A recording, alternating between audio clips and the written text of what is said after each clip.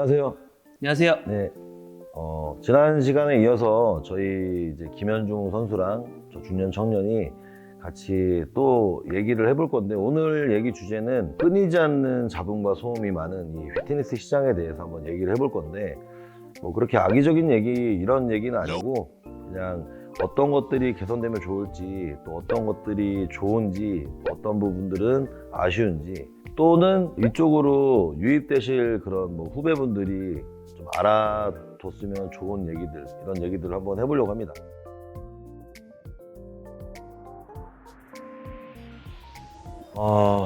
일단 대회를 참가를 하면 소소한 그런 감사함을 많이 알게 돼요. 음식 또는 뭐 환경, 가족, 사랑하는 연인, 뭐 여러 가지에 대해서 평소에 몰랐던 그런 감사함들. 아무래도 이제 음식을 조절해야 되고 힘들어지고 전체적인 그런 인간의 본능에 대해서 제한을 하다 보니까 정말 많이 예민해지고 힘들어지지만, 그런 부분들이 결국에는 이게 정말 감사한 것들이었구나, 평소에 느끼지 못했던 소소한 감사함을 느낄 수 있는 그런 좋은 환경이 아닌가라는 생각을 해봅니다. 저는 일단 단점은 너무 많잖아요. 우리가 할 주요 핵심 내용들이 여기인데, 원색적으로 비난하거나 그런 게 아니라 우리가 느끼면서 불편한 것들을 얘기하자면, 저는 일단 단점은 서로 협력을 좀 했으면 좋겠는데 협력이 잘 안 되는 것 같아요.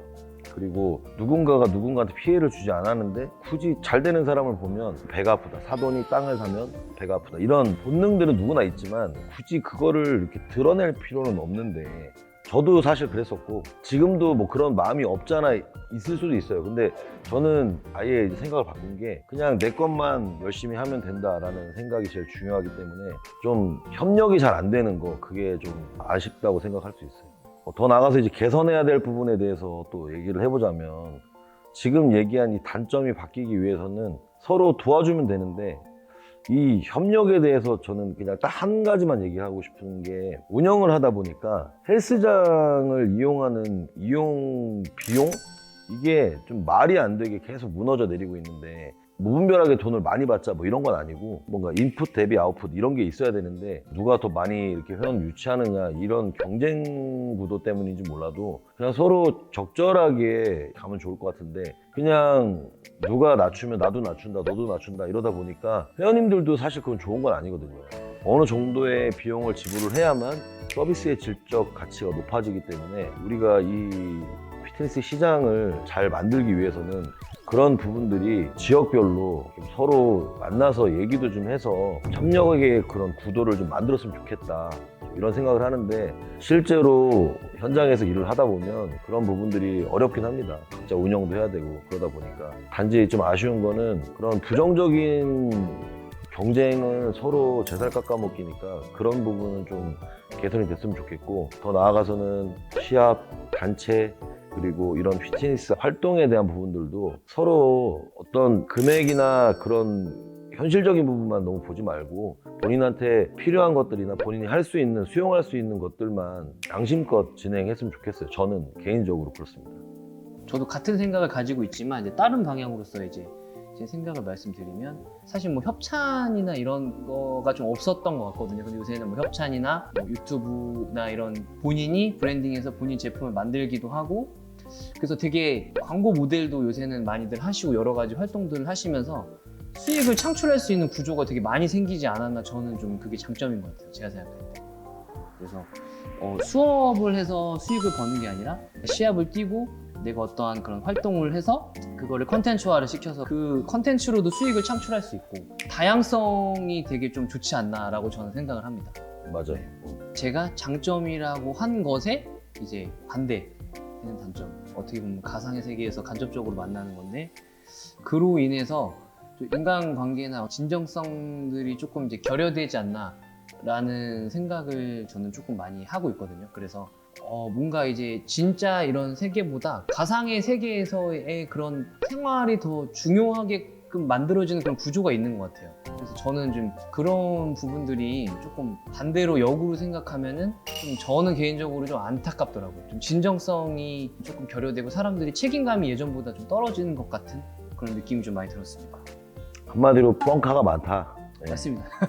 네. 저는 개인적으로는 개선의 가능성이 굉장히 희박하다고 하지만 꼭 돼야 된다고 생각하는 거는 그런 이렇게 진심으로 사람을 대하는 부분들 있잖아요. 어떻게 보면은 이 피트니스라는 판 자체는 크게 보면은 되게 작거든요. 저희들이 이렇게 하는 게 뭔가 이렇게 대단해 보일지 몰라도 이 운동을 하는 사람들보다 안 하는 사람들도 많아요. 일반 사람들이.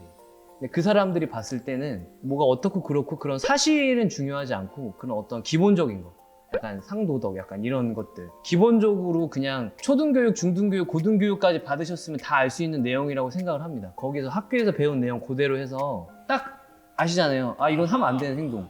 이것만 좀 지키면 많은 부분이 개선될 것 같은데 그거보다 강한 게 그 인간의 욕망이기 때문에 사실상은 조금 힘들지 않을까라고 생각을 합니다. 그러니까 윤리까지 갈 필요 없고 도덕만 배워도 그렇죠. 선과 악만 봐도 뭐가 옳고 그른지 다 알잖아요. 그래서 사람이라면 기본적으로 알아야 될 것들에 대해서 좀 지키고 살자, 이런 얘기. 그렇죠, 맞습니다. 예. 그게 어려운 것 같아요. 이 바닥은 정말 유독 어려운 것 같아요.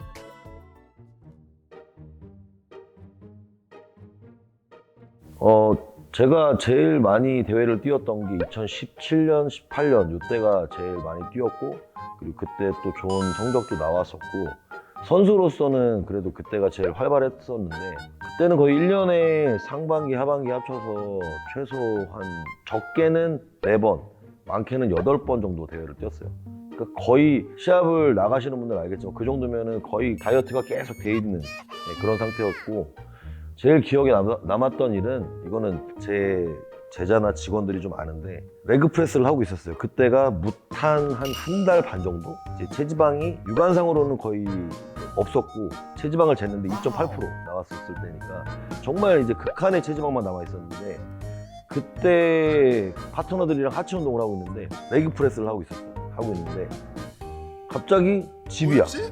그러더니 엄마가 밥 먹어 그래갖고 방에서 일어나서 밥을 먹으러 가야 되는데 다리가 안 움직여. 너무 아픈 거지. 엄마 나 다리가 아파서 못 가겠어 그랬더니 아유 빨리 와. 그래서 겨우 갔어. 식탁에 앉아서 밥을 먹으려고 하는데 엄마 나 다리가 너무 아파. 그래서 왜 자꾸 다리가 아프다 그래. 그러다가 눈을 번쩍 떴는데 내 앞에서 레그 프레스가 움직이고 있어.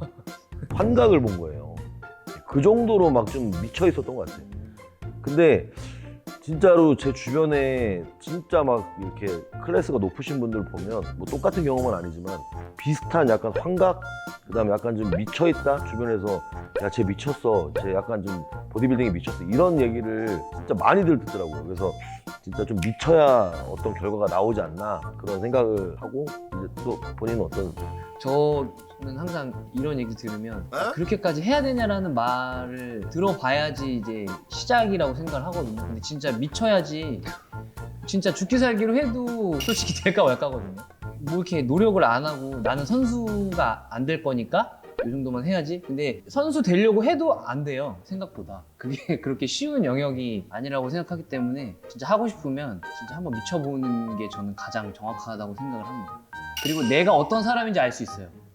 지금 생각해보면은 제일 열심히 준비했었던 거는 2010년, 11년경에 그 대한보디빌딩 협회 시합을 뛰었을 때가 아무것도 몰라서 그냥 열심히 했던 것 같아요. 운동 방법도 모르고 그냥 뭐 음식도 모르니까 그냥 무조건 소금 먹으면 어떻게 되는 줄 알고, 다른 거 치팅 하면은 뭐 어떻게 되는 줄 알고, 그때는 더 잘 아시겠지만 근손실이라는 단어 자체가 없었어요. 그게 왜 생겼는지 모르겠는데 그런 단어 자체가 없었을 시기라 그냥 무조건 많이.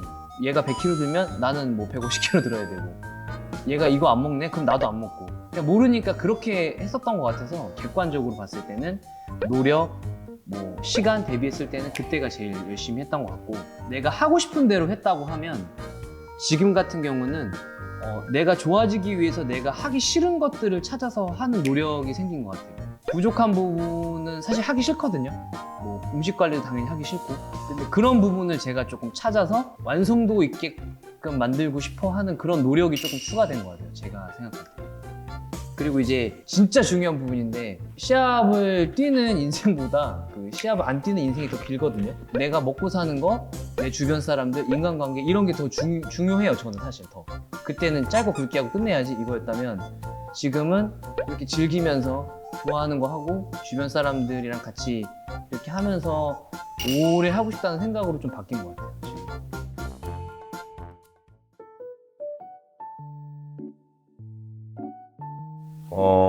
보디빌딩을 사실 이제 선수냐 아니냐, 뭐 아티스트다, 뭐 이런 얘기들이 많이 있는데 이 얘기는 많이들 다룬 얘기예요. 그래서 스포츠라고 보기 되게 애매하다 뭐 이렇게 얘기를 하는데, 운동을 하는 것 자체가 일단 스포츠에 속해 있기 때문에 저는 스포츠라고 생각을 합니다. 물론 뭐 약물에 대한 부분이나 도핑에 대한 얘기들 때문에 스포츠로 평가를 받지 못하고, 그런 표면적인 부분 때문에 저평가를 받는 것 자체가 좀 속상하기도 하고, 하지만 또 저는 약물을 사용했던 사람이기 때문에 그런 부분에 대해서는 뭐 겸허하게 받아들이고 있긴 해요. 근데 일단은 스포츠라고 가정했을 때 어떻게 해야만 이제 스포츠맨십이 좋냐, 뭐 이걸 생각을 해보면 정말 겉으로만이 아니라 마음속으로 본인이 인정하고 상대방 축하해주고 승복하는 게 제일 중요하고, 보통 이제 이런 거 많이 봤죠. SNS에서 자기가 대회를 뛰었어. 그러면 상대방은 잠깐 딴짓하고 있고 자기는 막 포즈 딱 잡고 있는 사진을 올려놓고, 아, 나 2등 했네 뭐 그러면서 약간 이제 물어뜯게 던져놓죠, 사진을. 그럼 막 그 지인들이 댓글을 엄청 쓴다고. 네가 더 좋은데 왜 제가 뭐 이러면서 거기 뭐 심사위원들 눈이 어디에 달려있네 막 이런 얘기 하잖아요. 근데 정말 나중에 진짜 뭐 1년도 필요 없고 한 달 뒤에 그걸 본인들이 보면 진짜 쪽팔릴 거야. 그냥 인정해요. 그 심사 받아들이는 것까지가 경기의 일부니까. 저도 심사 많이 보고 막 피드백 받잖아요. 시합 끝나면 내가 왜 2등입니까? 그럼 저는 정확하게 얘기해줘요. 보디빌딩에서 자기가 근육이 컸는데 왜 2위냐? 너는 데피니션이 부족했다. 세퍼레이션이 부족했다. 하물며 너는 더 나아가서 포징의 이해도가 너무 없다. 포징도 보디빌딩에서 되게 중요하잖아. 근데 규정 포즈를 잘 모른다는 거는 종목에 대한 이해도가 없다는 거지. 몸이 정말 완전히 이 사람이 너무 압도적으로 좋으면 이 사람은 좋겠지만 비슷해요. 근데 이 사람이 조금 더 좋았어, 나한테 문의한 사람이. 근데 이 사람이 포징을 너무 기가 막히게 잘했단 말이야. 그럼 당연히 이쪽 손을 들어줘야지. 그 규정 포즈라는 거 말 그대로 규정이니까. 그래서 제가 얘기하고 싶은 건 어찌됐건 저찌됐건 이 심사는 번복이 없어요. 그래서 결과 나오면 그냥 받아들이고 속이 쓰리면 그 다음에 절치부심해서 그 다음 때에 똑같이 나가요. 아니면 그 사람 나가는데 쫓아나가서 이기면 돼요. 그게 다야. 그게 진짜 스포츠맨십이라고 생각해요, 저는. 맞습니다. 저도 100% 공정한 심사는 저도 없다고 생각을 하고요. 이 부분에 굉장히 공감을 하는 게, 어렸을 때 선생활을 계속 했기 때문에 저도 편파를 당한 적이 많이 있고, 이거는 아마 해보신 분들은 알 거예요. 이게 어쩔 수 없는 부분이거든요. 그러니까 저희가 살다 보면 내 힘으로 안 되는 거는 빨리 포기하는 게 좋습니다. 그거는 내 힘으로 바꿀 수 있는 거는 어떻게 내가 딱 판단이 들잖아요. 근데 내 힘으로 안 되는 영역은 가장 좋은 거는 그냥 빨리 마음을 정리하고 내 원래 위치로 돌아오는 게 사실 본인한테 제일 저는 좋다고 생각을 해요. 그래서 그런 부분이 저도 스포츠맨십에 굉장히 좀 해당한다고 생각을 하고, 저는 이제 내추럴로 운동을 하지만 그 약물에 대한 민감도가 가장 많은 종목이라고 생각을 해요. 근데 뭐 약물을 사용한 그 사람을 뭐 이렇게 나쁘다거나 이렇게 생각하지 않고 그냥 있는 그대로 제 생각을 말씀드리는 거니까, 혹시라도 이제 이걸 보시고 오해하는 분들이 없으셨으면 해요. 그래서 내추럴과 비내추럴을 이거를 구분 짓는 것 자체가, 이제 시합을 뛰는 거는 이렇게 분류하는 게 맞다고 생각을 하는데, 이거를 이렇게 사람으로 나누는 경향이 있어요. 그것 자체도 되게 모순이라고 생각을 하는 게, 내추럴 피트니스 운동인이라고 하셔서 약물 사용자들 비방하는 사람들을 보면 본인이랑 친하면 옹호해주고 모르는 사람이면 비방해요. 이거 자체가 벌써 기준점이 아예 아닌 거잖아요. 그러니까 비방을 할 거면 내 친구나 뭐 내 동생이 하더라도 비방할 수 있어야죠. 그렇게 따지면. 근데 둘 다 약물을 썼는데 한 사람은 나랑 친하니까 옹호해주고 한 사람은 나랑 안 친하니까 비방하고, 이것 자체가 저는 아예 성립 자체가 안 된다고 생각을 하고 있고, 그리고 그분들이 약물을 쓰셨다고 해서 저희한테 피해 오는 게 없어요, 사실. 저는 개인적으로 이거는 성향의 차이인데, 예를 들면 약물을 사용하는 대회에 내추럴 선수가 나가서 그걸 보고 이렇게 상실감을 느꼈다, 이런 감정을 표출하시는 분들이 많은데, 사실 저 같은 경우는 저도 그냥 나가봤는데 상실감 느껴본 적은 없었어요. 그냥 그냥 좋다, 나도 더 열심히 해야지, 그냥 저는 그렇게 생각했거든요.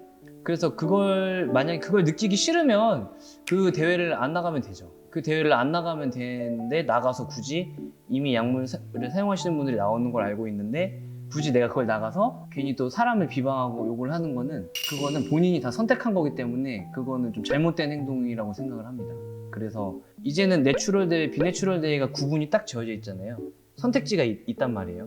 그러면 좀 현명하게 판단을 해서 방향성대로 그냥 가시고, 같이 운동을 좋아한다라는 것은 같은 그거니까 서로 선을 넘지 않는 선에서는 같이 좀 응원해주고 그런 게 저는 이제 훨씬 좋지 않나라고 생각을 합니다.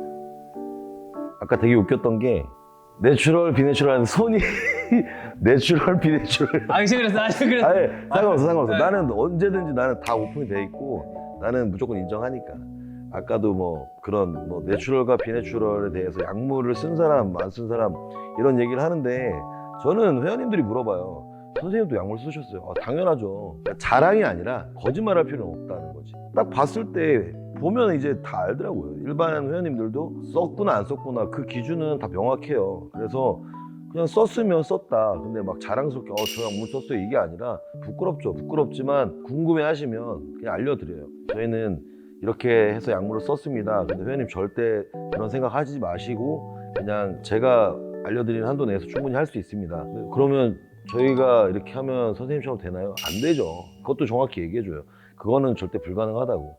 근데 얻는 것도 있지만 또 얘기하지만 잃는 게 훨씬 많기 때문에 절대로 생각도 하지 마시고 그냥 그래요. 지금 현준이가 너무 좋은 얘기를 해줬는데 기준이 진짜 둘 다 썼는데 얘는 좋은 놈 얘는 나쁜 놈 이런 게 되게 많아요. 이게 사람이기 때문에 그럴 수 있어요. 팔은 안으로 굽는다고. 근데 욕을 할 거면 다 하시던가 주변에 한 명이라도 약물 사용자가 있으면 그냥 보시는 게 좋을 것 같아요. 얘기 안 하고.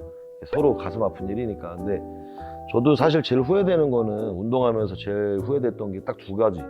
하나는 몸에 타투했던 거, 또 하나는 약물 썼던 거. 이거는 뭐 다시 되돌릴 수도 없고 되돌릴 수도 없지만 그냥 앞으로 제가 살면서 운동하면서 계속 안고 가야 될 짐이라고 생각해요.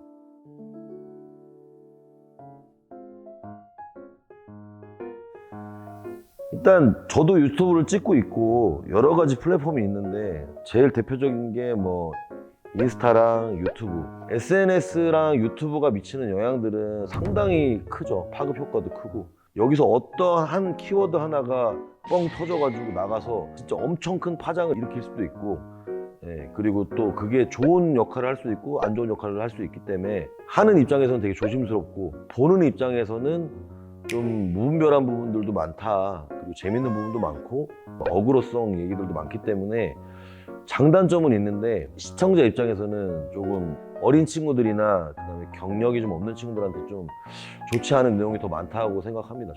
저도 이제 선생님 말씀에 동의를 하고요. 그 부분에서 이제 제가 듣고 경험한 거 중에 하나는 친구가 이제 트레이너를 하는데 그 레슨을 받는 회원님이 오셔가지고 유튜브에서는 이렇게 했는데 선생님은 왜 이렇게 가르쳐 주세요라고 물어봤다고 하더라고요. 그러니까 좀 잘못된 거죠. 그러니까 가르쳐 주시는 선생님이 계시는데 이 유튜브에서 확립되지 않은 정보를 가지고 와서 그거를 이렇게 한다는 게 제가 생각할 때는 이 부분도 이제 선생님께서 말씀해 주신 그 단점 중에 하나인 것 같아요. 그러니까 진짜 전문가보다는 유명인들이 말하는 게 더 영향력이 있어지는 시대인 것 같아요. 그리고 누구를 한 명을 만약에 저격을 한다거나 하면 그게 엄청나더라고요. 그러니까 이 부정하고 싶은데 이 사람의 습성이라는 게 그런 부정적이거나 이 단점을 보는 거에 대부분 조금 특화되어 있는 것 같아요. 저는 개인적으로 생각할 때 오히려 좋은 일을 하고 좋은 행동을 한 사람들은 이게 수면 밖으로 그렇게 드러나지 않아요. 근데 그런 안 좋은 것들이 한번 드러나면 많으면 뭐 조회수가 뭐 몇십만, 뭐 많으면 100만까지 가는 거를 보면 그게 인간의 성향을 그냥 보여주는 단면적인 예가 아닌가 싶어요. 그래서 우리 그 스스로가 분별력을 조금 가지고 한번 조금만 더 생각을 해보고 조금만 더 신중하게 판단을 하는 것도 바뀌기 위한 노력이니까 그렇게 노력을 했을 때 뭐 바뀔 수도 있고 안 바뀔 수도 있겠지만 그래도 최소한 이제 노력은 해보자는 거죠. 제가 생각할 때. 맞습니다. 이 정보를 주는 사람 입장에서 아까 그 PT 얘기를 했을 때 원래는 정보를 주는 사람이 정말 전문가냐 아니냐 이거부터 판별을 해야 돼요. 그래서 어떤 한 분야, 운동이라고 쳤을 때 스쿼트만 봤을 때 저 사람이 정말 전문적으로 트레이닝을 했던 사람인지를 보고 이 사람이 이렇게 얘기했어요. 이렇게 돼야 되는데 일단 셀럽이랑 인플루언서나 유명한 사람들이 저희처럼 운동을 전문적으로 계속 전공을 하거나 가르치진 않았잖아요. 근데 이 파급 효과가 있기 때문에 여러 사람들이 보잖아요. 우리는 여기서 얘기해봐야 뭐 많이 봐야 뭐 1000명이 보겠죠.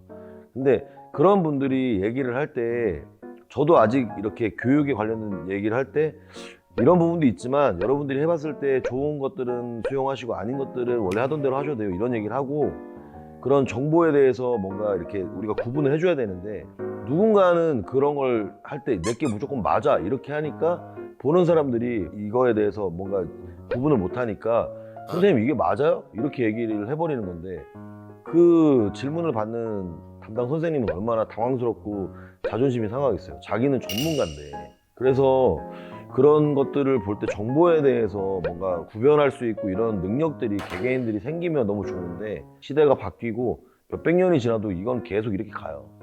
그렇기 때문에 여러분들이 정말 뭐 확률적으로 낮지만 좋은 선생님 만나는 게 제일 좋아요. 아니면 스스로 뭔가 좀 공부를 하는 게 좋고, 우리 운동 얘기만 놓고 하는 게 아니라 모든 사람 사는 내용 자체가 보면 내게 무조건 맞아야 하는 사람들은 그냥 그러셨으면 좋겠습니다.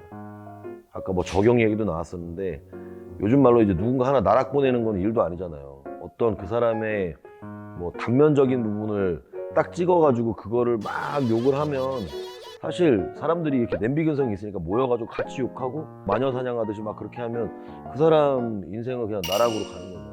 이 유튜브나 이런 SNS의 순수한 기능은 좀 아니라고 생각하기 때문에 그냥 댓글 남길 때 본인 친구들이나 형이나 엄마나 아빠 한번 생각하시는 게 좋을 것 같아요.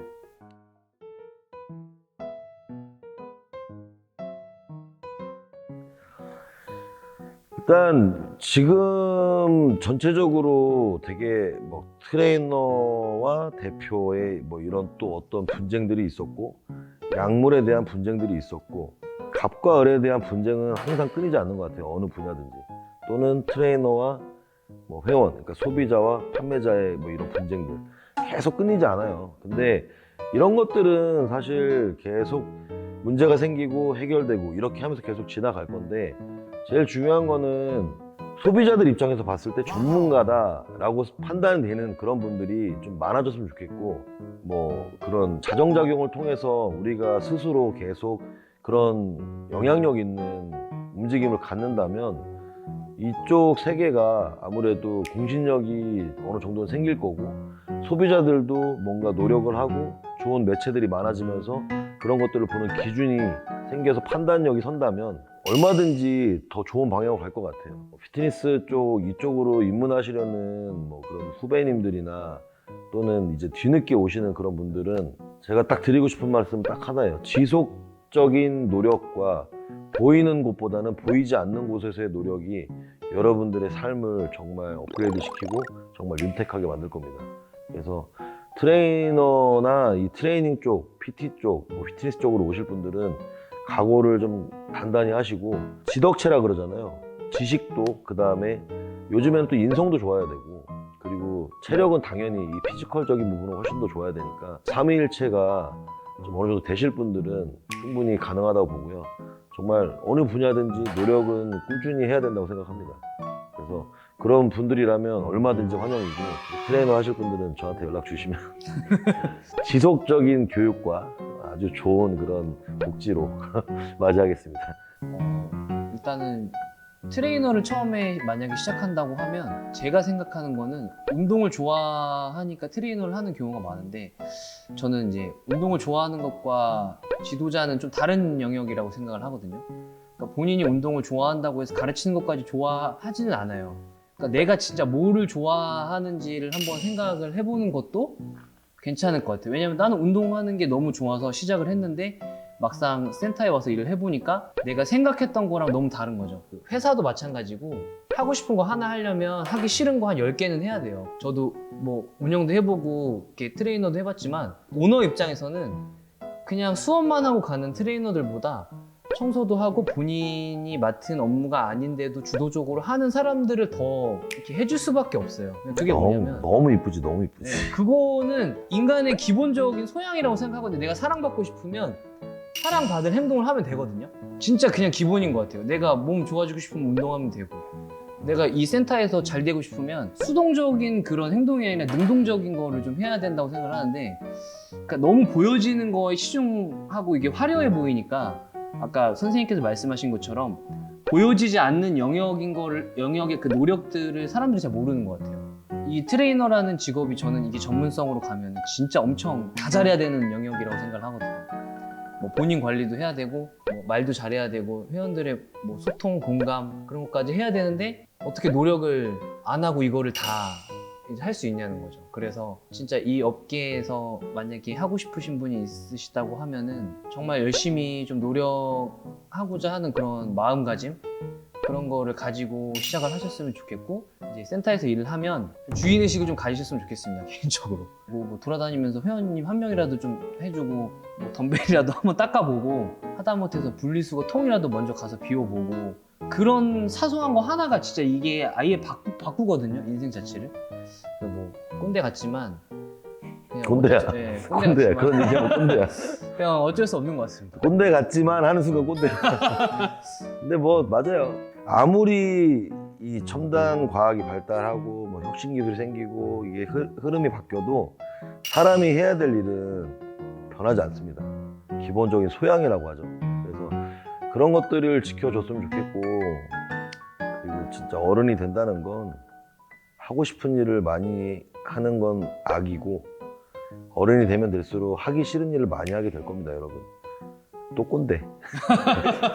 아무튼 오늘 뭐 정말 하고 싶은 말 많이 더 있었는데 시간 관계상 이렇게 마무리를 할 거예요. 그래서 다음 시간에 또 기회가 된다면 사실 더 이렇게 좀 뭔가 날카로운 얘기들을 하고 싶었는데 성향상 그게 좀 잘 안 되는 것 같고, 그리고 우리가 또 바라보고 있는 그런 게 또 그런 쪽이 아니기 때문에 보는 분들은 재미없을 수 있겠지만, 사실 우리가 뭔가 어그로를 끌어서 누군가한테 상처를 주면서까지 그렇게 할 필요는 없으니까, 이걸 좋아서 보는 분들이 단 몇 분만 있어도 저는 충분히 만족하고, 오늘 너무 즐거웠습니다. 네, 저 너무 좋은 기회 주셔가지고 진짜 재밌었어요. 이렇게 얘기할 수 있는 게 한 살 한 살 먹을수록 이렇게 얘기할 수 있는 그런 기회가 많이 없는데, 이렇게 얘기할 수 있는 기회를 주셔가지고 저는 굉장히 감사하게 생각하고 네. 있습니다. 아, 오늘 진짜 재밌었어.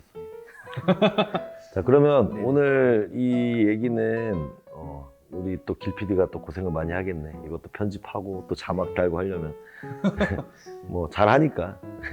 자, 그러면 오늘 마무리하고 네. 다음에 또 기회 되면 운동도 하고 밥 네네. 먹는 것도 같이 하고. 네, 좋습니다. 먹는 거 잘 먹으니까 네, 한번 제가 보여드리겠습니다. 기대할게요. 네, 제가 한번 보여드리겠습니다. 그럼 저희는 이제 물러가겠습니다. 네, 감사합니다. 감사합니다. 안녕.